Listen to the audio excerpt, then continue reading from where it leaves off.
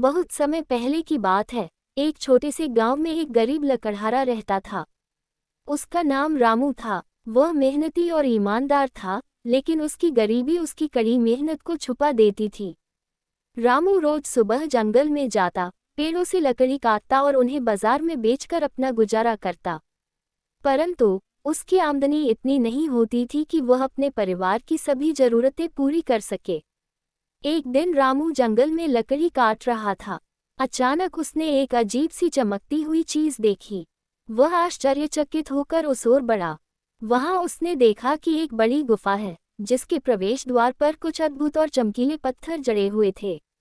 रामू को ऐसा लगा जैसे ये कोई साधारण गुफा नहीं है। रामू ने साहस करके गुफा के अंदर जाने का फैसला किया। जैसे ही वह अंदर गया, उसने देखा कि गुफा के अंदर चारों ओर सोने चांदी और हीरे मोती फैले हुए थे। यह नज़ारा देखकर वह चकित रह गया। गुफा के बीचों बीच एक बड़ा सा पत्थर था, जिस पर लिखा था, जो भी यहाँ से कुछ लेना चाहता है, उसे अपनी ईमानदारी और अच्छाई का प्रमाण देना होगा। रामू को समझ नहीं आया कि इसका क्या मतलब है। वह सोचने लगा कि क्या ये किसी तरह की परीक्षा है। तभी एक बूढ़े साधु वहां प्रकट हुए। उन्होंने रामू से कहा, बेटा, ये गुफा एक जादुई खानी है। यहाँ से वही व्यक्ति कुछ ले जा सकता है जो ईमानदार और दयालु है।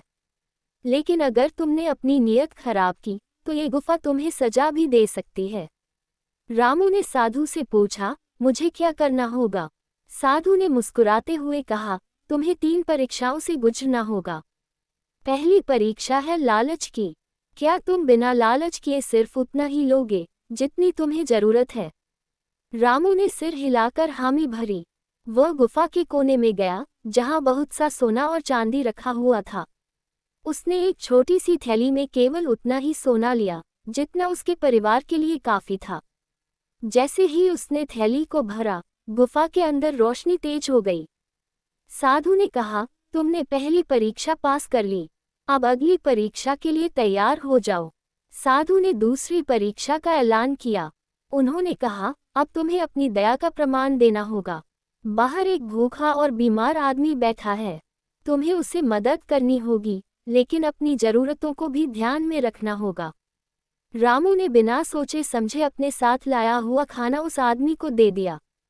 उसने उसे सहारा देकर गुफा के पास बैठाया और कहा, तुम आराम करो, मैं तुम्हारे लिए और मदद का इंतजाम करूंगा। साधु ने ये देखकर कहा, तुमने अपनी दया का प्रमाण दिया है। अब तुम्हारे सामने आखिरी परीक्षा है। तीसरी और अंतिम परीक्षा कठिन थी। साधु ने कहा, अब तुम्हें सच और झूठ में से एक को चुनना होगा। क्या तुम ईमानदारी से अपना सच स्वीकार करोगे, चाहे इसके लिए तुम्हें कुछ खोना ही क्यों न पड़े? रामू ने कहा, मैं हमेशा सच बोलता हूँ। आप मुझसे जो भी पूछेंगे, मैं सच सच बताऊंगा। साधु ने रामू से पूछा, अगर तुम्हें ये जादुई खानी हमेशा के लिए मिल जाए, तो क्या तुम इसे दूसरों के साथ बांटोगे या अकेले रखोगे? रामू ने निसंकोच कहा, ये खानी किसी एक की नहीं हो सकती। अगर मुझे इसे दूसरों के साथ बांटना पड़े, तो मैं खुशी खुशी ऐसा करूंगा। साधु रामू के जवाब से प्रसन्न हुए। उन्होंने कहा, तुमने सभी परीक्षाएं पास कर ली हैं। अब ये गुफा हमेशा के लिए तुम्हारी है। लेकिन याद रखना, इसका उपयोग हमेशा दूसरों की भलाई के लिए करना। अगर तुमने स्वार्थ या लालच दिखाया, तो ये गुफा गायब हो जाएगी। रामू ने गुफा से थोड़ा सा सोना और चांदी लिया और वापस अपने गांव लौट आया। उसने अपने परिवार की गरीबी दूर की और अपने गांव के लोगों की भी मदद की। धीरे धीरे रामू का गांव एक समृद्ध और खुशहाल स्थान बन गया। रामू ने कभी गुफा का दुरुपयोग नहीं किया।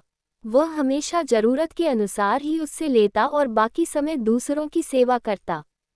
उसकी ईमानदारी और दयालुता ने उसे सभी के दिलों में जगह दी। इस कहानी से हमें ये सीखने को मिलता है कि ईमानदारी, दया और निस्वार्थता से बड़ी कोई संपत्ति नहीं होती। अगर इंसान अपने अच्छे गुणों को बनाए रखे, तो उसे हर कठिनाई में सफलता मिलती है। अच्छाई का रास्ता हमेशा कठिन होता है, लेकिन अंत में वही सबसे सही होता है।